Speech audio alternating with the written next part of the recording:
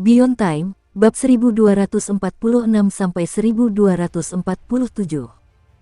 Untuk melihat video selengkapnya, sahabat bisa kunjungi playlist yang telah Sabta Novel sediakan. Yuk mari, kita berimajinasi bersama dan masuk ke alur ceritanya.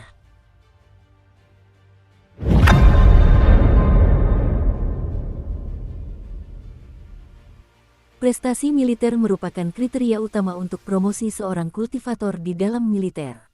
Mata uang ini juga merupakan satu-satunya alat pembayaran untuk mendapatkan sumber daya di semua medan pertempuran.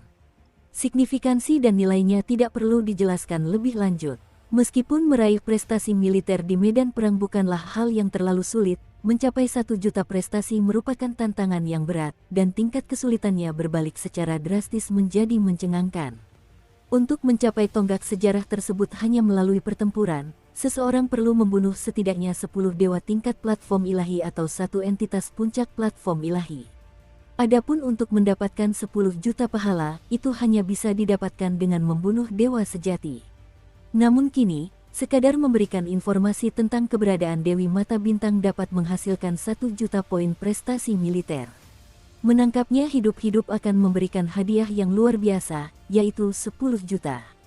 Imbalan semacam itu memiliki daya tarik yang tak tertahankan bagi sebagian besar kultivator. Tentu saja, selain prestasi militer, ada juga esensi asal-usul. Pengukuran esensi asal adalah satuan.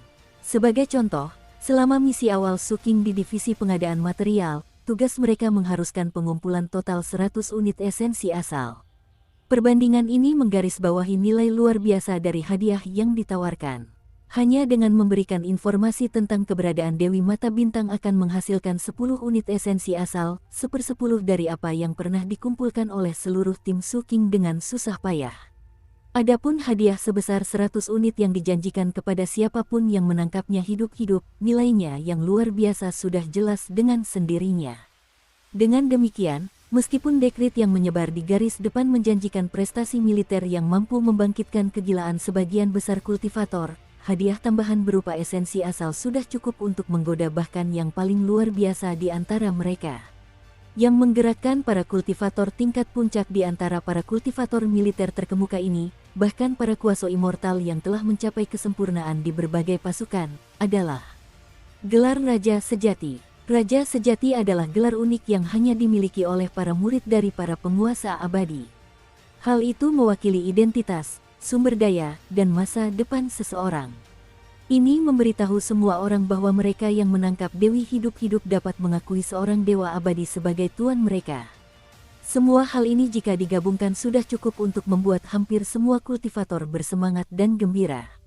Sisanya pada dasarnya adalah para komandan dari berbagai faksi yang tingkat kultivasinya telah mencapai alam dewa rendah, serta para tetua tamu dari berbagai pasukan. Tingkat kultivasi mereka tinggi dan identitas mereka berada di atas semua kultivator. Namun, pada saat ini, bahkan mata mereka pun memancarkan kilatan aneh. Mereka merasa gembira. Alasannya adalah karena hadiah terakhir untuk menangkap Dewi itu hidup-hidup. Artefak Dao Dewa Abadi. Itu adalah harta karun tertinggi yang berisi kekuatan seorang dewa abadi. Hanya ada sedikit sekali harta karun yang begitu agung. Bahkan para dewa rendahan pun mendambakannya. Oleh karena itu, begitu dekrit ini dikeluarkan, seluruh garis depan zona perang sayap kiri langsung gempar. Dalam sekejap, pencarian itu meledak dengan cara yang belum pernah terjadi sebelumnya. Semua pasukan, semua kultivator, dan bahkan tim penjarah mayat ikut bergabung. Para dewa rendah itu tidak hanya berpartisipasi dalam pencarian, tetapi mereka juga memberikan perintah kepada bawahan mereka yang tersebar. Jika mereka memiliki petunjuk apapun, mereka akan segera memberitahu mereka dan menjanjikan imbalan besar. Semua kultivator seperti itu. Pada saat itu, di medan perang tempat Suking berada, kelompok kultivator tingkat tinggi di sampingnya juga memiliki kilatan aneh di mata mereka. Mereka semua sangat tergoda. Hal ini terutama berlaku untuk Xie Lingzi. Matanya sedikit memerah. Baginya, pedang yang patah itu adalah sumber kekuatannya sekaligus akar dari pengekangannya. Hal ini membuatnya harus selalu menekan kekuatan itu. Jika ia lengah, ia akan dikendalikan oleh pedang yang patah dan menjadi boneka yang memelihara pedang tersebut. Namun, jika dia bisa mengakui seorang dewa abadi sebagai tuannya, segalanya tentu akan berbeda. Napas Li Mengtu juga sedikit lebih cepat. Dia ingin melepaskan diri dari karma tuannya, Raja Racun, dan tugas dalam dekrit itu adalah sebuah kesempatan. Mereka bukan satu-satunya. Yuan Shansu dan para kultivator tingkat tinggi lainnya juga sama. Masing-masing dari mereka memiliki perjuangan dan impian sendiri yang tidak ingin mereka ceritakan kepada orang lain. Kini, mereka telah memperoleh harapan untuk membebaskan diri dari perjuangan dan mewujudkan impian mereka. Qianjun dan Pi bahkan lebih bersemangat. Sebenarnya, pemikiran mereka berdua jauh lebih sederhana. Saat itu, yang mereka pikirkan adalah bahwa begitu mereka mengakui seorang dewa abadi sebagai tuan mereka, Su Qing harus bersikap hormat di hadapan mereka. Membayangkan pemandangan itu, mereka menjadi bersemangat. Bahkan Starling pun memiliki kilatan aneh di matanya. Hadiahnya terlalu besar. Pada saat yang sama, hadiah ini membuat mereka menyadari bahwa penilaian mereka sebelumnya tidak salah. Dewi ini sangat penting. Inilah alasan mengapa dia harus ditangkap hidup-hidup. Zhou Zhengli juga tergoda dengan sangat hebat. Namun, ketika pandangannya beralih ke Su Qing dan dia melihat tidak ada perubahan pada ekspresi Su Qing, hatinya langsung tenang. Setelah berpikir sejenak, dia merasa ada sesuatu yang tidak beres dan langsung berbicara. Semuanya, jangan gegabah. Suaranya bagaikan guntur yang menggelegar di benak para pendaki, bergema untuk beberapa saat. Ketika melihat semua orang menatapnya, Zhou Zhengli berbicara dengan sungguh-sungguh. Semua orang, dengan identitas dan pentingnya dewi itu, bahkan jika dia terluka, kita tidak boleh meremehkannya. Ayah baptisnya adalah Dewa Cius.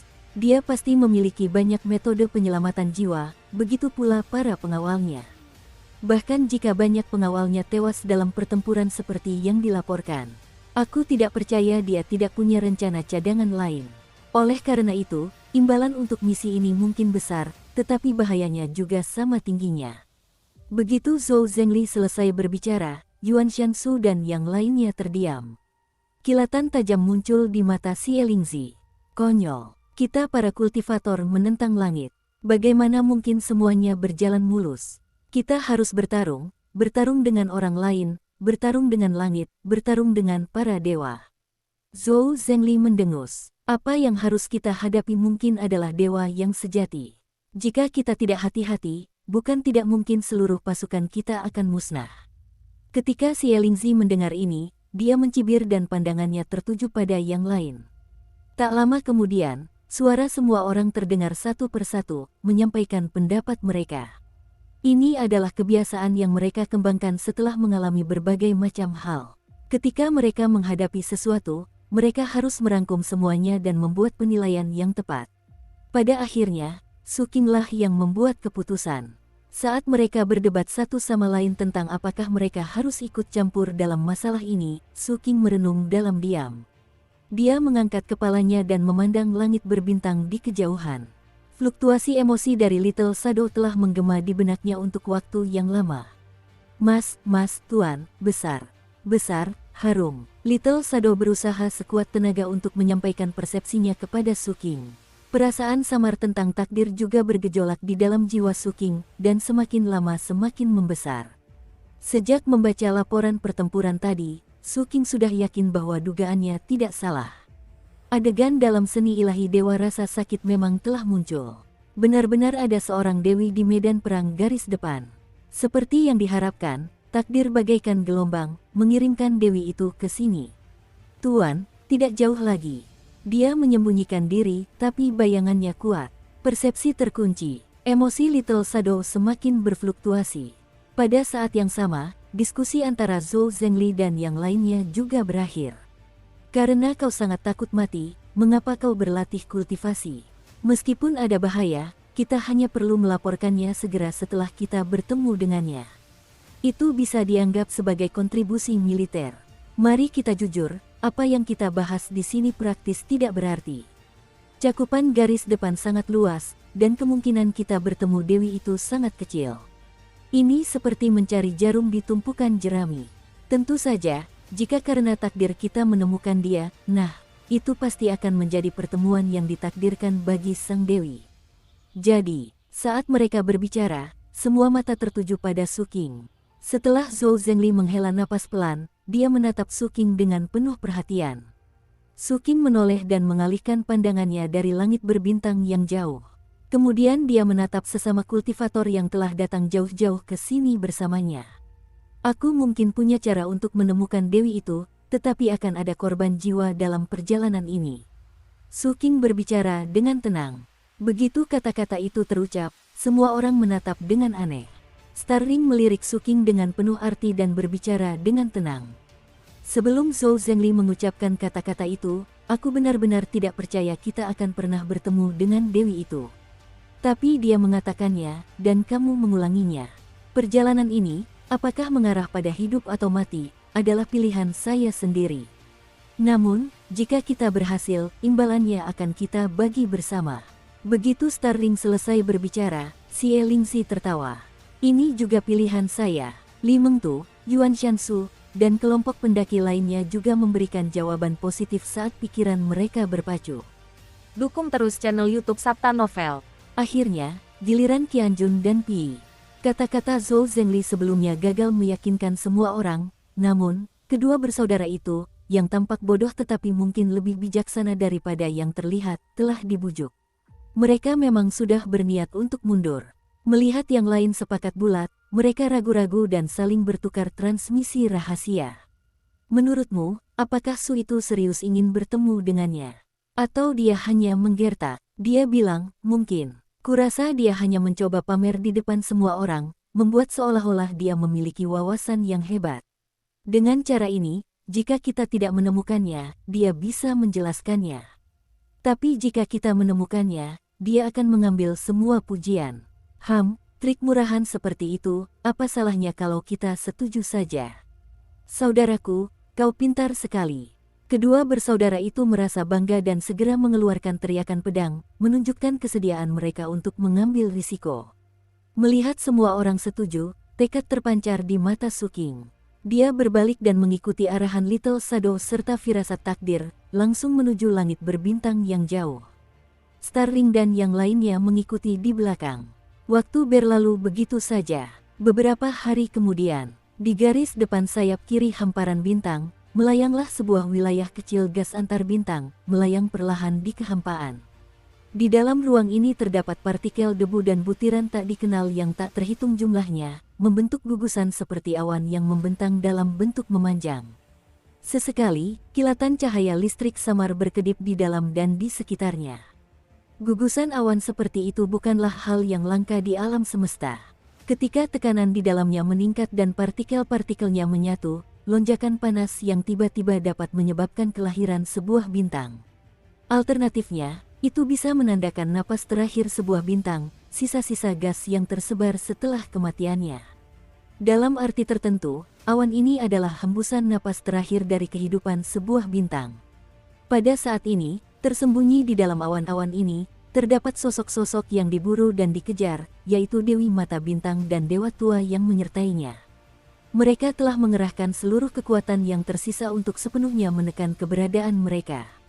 Menggunakan ilmu sihir ilahi, mereka menyatu dengan awan, menyamarkan diri dari deteksi. Selain itu, mereka menyerap napas terakhir bintang, sisa-sisa kekuatan hidupnya, untuk perlahan-lahan merawat luka parah mereka. Teknik ini menyembunyikan keberadaan kita, dan tempat ini menyelimuti aura kita. Ini seharusnya cukup untuk menyembunyikan kita untuk sementara waktu, memungkinkan kita untuk beristirahat sejenak. Kecuali jika seorang dewa tingkat rendah secara pribadi memasuki gugusan awan ini, para kultivator akan kesulitan mendeteksi kita. Dewa tua itu berbicara perlahan. Luan, apakah kau pernah mencoba menggunakan garis keturunanmu untuk memanggil Kaisar Dewa? Sang Dewi melanjutkan kultivasinya, ekspresinya tetap tanpa emosi.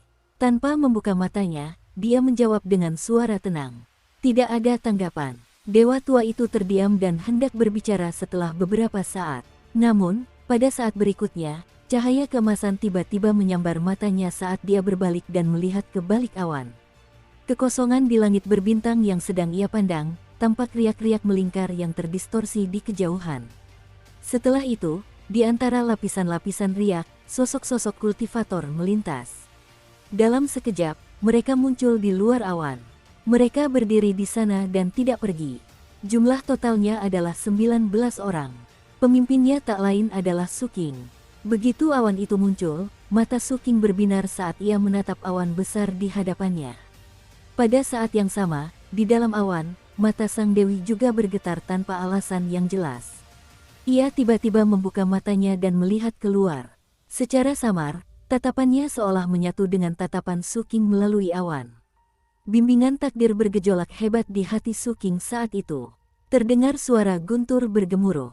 Ada juga emosi yang hampir seperti jeritan yang dikeluarkan oleh Little Shadow. Dewa, garis keturunan dewa. Bintang-bintang tetap berada di tempatnya, tenang dan tak berubah. Formasi awan yang sangat besar, yang lahir dari hembusan napas terakhir sebuah bintang yang sekarat, melayang tanpa suara di angkasa. Di dekat situ, Suking dan kelompoknya turun, pandangan mereka tertuju pada awan. Jika dilihat dengan mata telanjang, itu tampak seperti massa energi yang berputar-putar, bergemuruh dengan kilat dan tertutup kabut tebal. Jauh di dalam awan, dewa tua itu duduk dengan ekspresi tenang. Meskipun kultivasinya berada dalam keadaan terfragmentasi, sehingga hampir tidak mampu mempertahankan statusnya sebagai dewa sejati. Dia yakin dengan kemampuan mereka untuk menyembunyikan diri dan tidak berpikir bahwa para kuasa immortal dapat merasakan keberadaan mereka.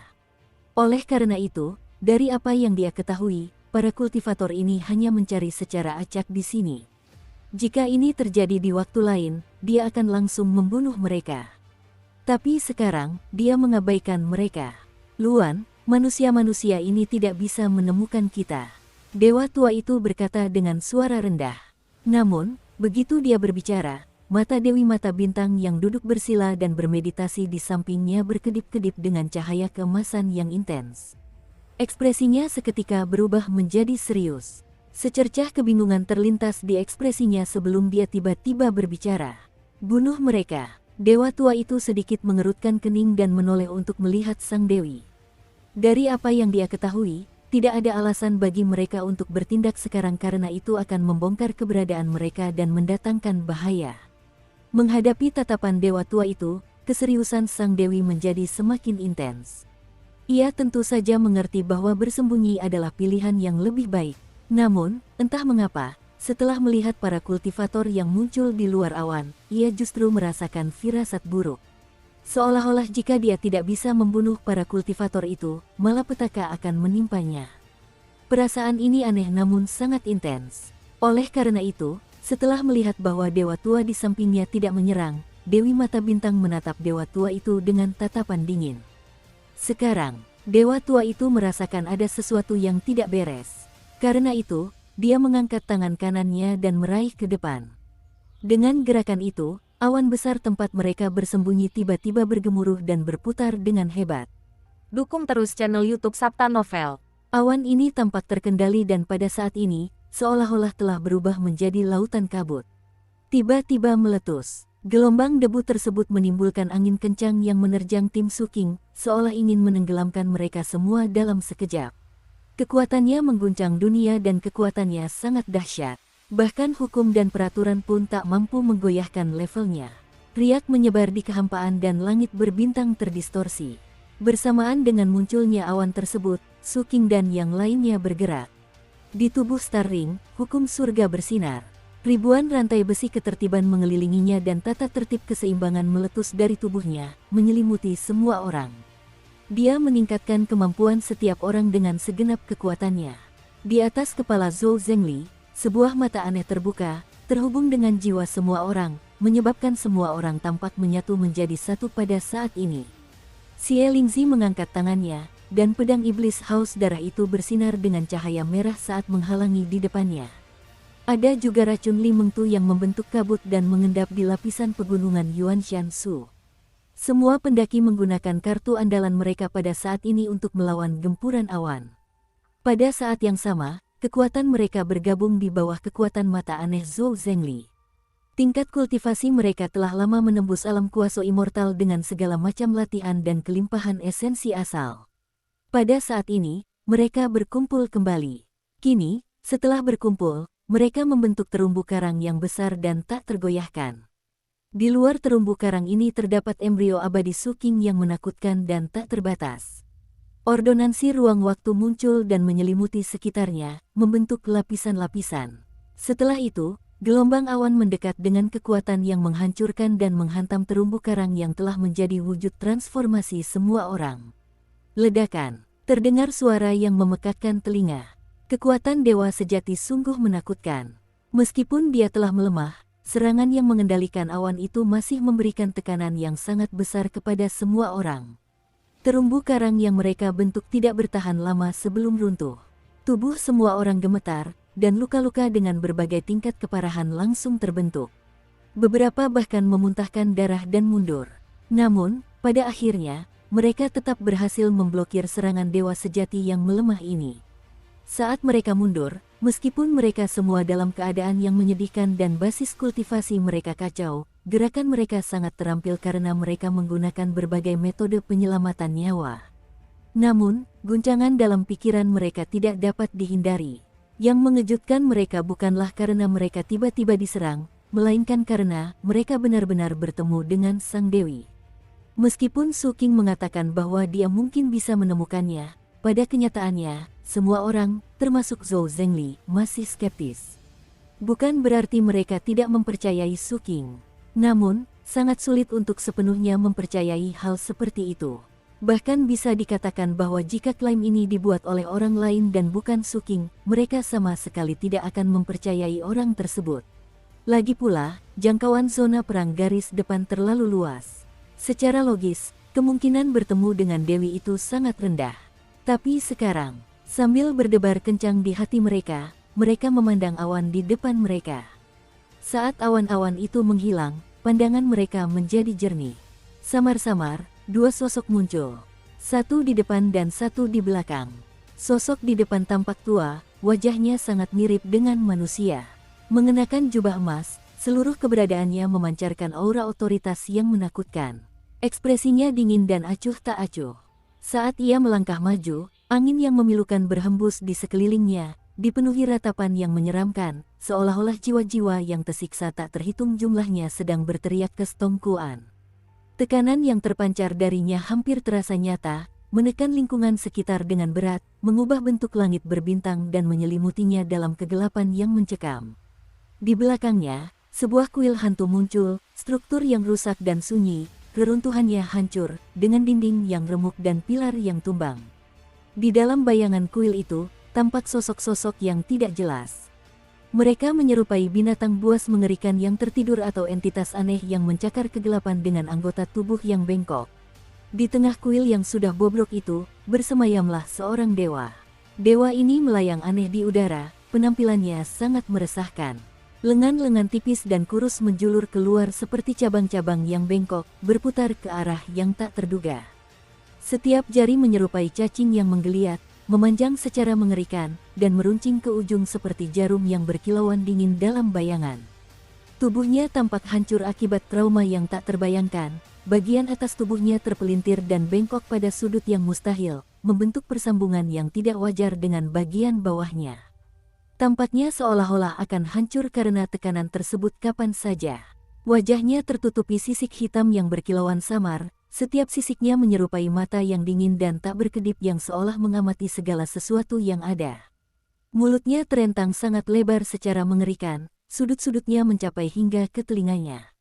Di dalamnya, taring-taring tajam berjajar di rahangnya, berkilauan seperti ujung pisau. Di antara gigi-gigi itu menjulurkan lidah berwarna merah darah yang mencolok, berkelok-kelok dan meliuk-liuk, seolah-olah itu adalah makhluk hidup yang siap menjulurkan lidah dan mencicipi esensi kehidupan itu sendiri. Di atas kepalanya terdapat kristal besar yang bercahaya. Kristal itu berbentuk tidak beraturan, dengan aliran cahaya yang tak terhitung jumlahnya mengalir dan berjalin di dalamnya, memancarkan aura misteri dan kekuatan. Di sekelilingnya terdapat lingkaran cahaya ungu yang samar, di dalamnya terlihat banyak sekali wajah manusia yang terdistorsi, dengan ekspresi penuh keputusasaan dan penderitaan. Inilah aspek ilahi dari dewa yang sejati. Di dalamnya terkandung maksud ilahi yang melampaui semua hukum. Adapun sosok di balik dewa kuno itu, dia adalah seorang wanita dengan kecantikan yang memukau. Dia perlahan muncul di tengah kabut tipis. Dia tampak seperti manusia, sosoknya tinggi dan ramping. Ia mengenakan gaun yang tampak seperti ditenun dari benang-benang malam yang paling gelap. Ujung gaunnya berkilauan samar dengan cahaya biru yang menyeramkan, seolah-olah jiwa-jiwa yang tersiksa tak terhitung jumlahnya terperangkap di dalam pola-pola rumitnya. Dengan setiap langkah yang diambilnya, cahaya itu berkedip-kedip seperti nyala api hantu, berayun antara hadir dan tidak hadir. Kulitnya lebih pucat daripada salju yang baru turun, namun memiliki rona dingin kebiruan, seperti embun beku yang tak pernah mencair. Kulitnya memancarkan hawa dingin yang membekukan, memberikan siapapun yang melihatnya perasaan seperti terjun ke jurang beku. Wajahnya, yang begitu memesona dan tak terlukiskan keindahannya, tampak seperti mahakarya yang dipahat oleh tangan takdir. Fitur-fiturnya yang halus adalah kesempurnaan itu sendiri, namun alisnya, panjang dan gelap seperti goresan tinta yang jauh, menunjukkan distorsi samar yang tak terlihat, perpaduan kesedihan dan duka yang terkondensasi menjadi daya tarik yang luar biasa. Ketika alisnya sedikit berkerut, seolah-olah kerutan itu mampu memunculkan ketakutan paling mendasar yang tersembunyi di dalam hati seseorang.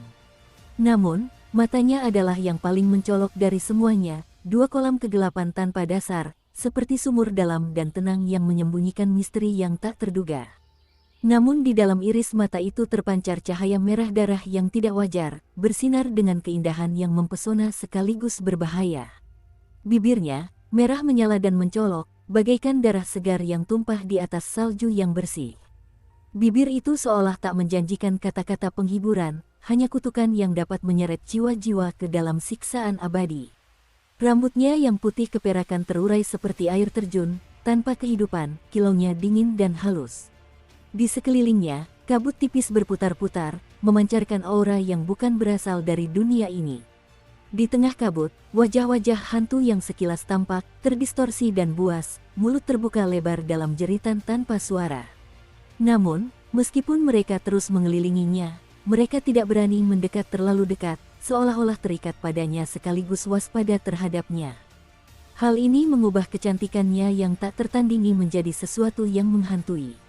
Dia menjadi perpaduan sempurna antara daya tarik dan kengerian, sosok yang keanggunannya tampak lahir dari kedalaman mimpi buruk dan fantasi yang saling terkait. Pemandangan mistis seperti itu tercermin di mata Suking dan yang lainnya, menyebabkan gelombang gejolak yang mengguncang jiwa mereka. Namun, pada saat yang sama, niat berperang berkobar di dalam hati mereka. Mata Starling berbinar, Zhou Zhengli menyipitkan matanya. Aura pembunuh Xie Lingzi sangat kuat, dan sebagian besar yang lain juga sama. Hanya pikiran Qianjun dan Pi yang dipenuhi kengerian dan pikiran mereka kacau balau. Benarkah kita telah menemukannya? Jiwa kedua saudara itu gemetar. Adapun Suking, ekspresinya tetap tenang dari awal hingga akhir.